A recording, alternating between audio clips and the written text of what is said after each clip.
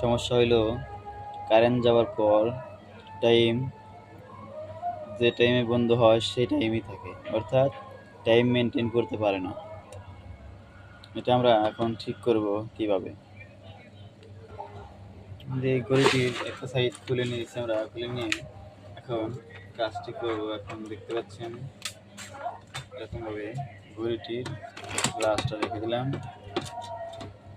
এখন শুধু কাজ আমাদের একটাই, এখানে একটি ব্যাটারি আছে, ব্যাটারিটা খুলে দেব।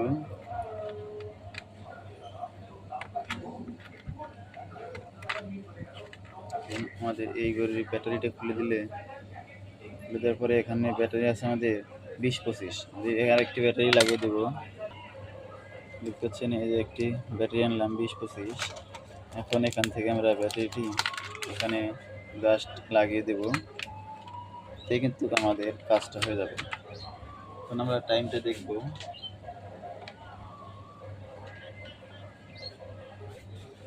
দেখতে পাচ্ছেন আমাদের এখানে বাজতেছে 11টা 59।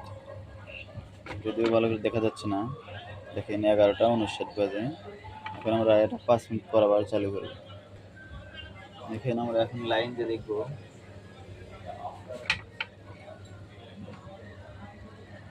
দেখেন আমাদের এখন ঘড়িতে বাজে কত, 12টা 2, আর রেখে গেছিলাম 11টা 59, মানে 3 মিনিট চলে গেছে। এখন আমাদের ঘড়িটা এখনও ঠিক আছে।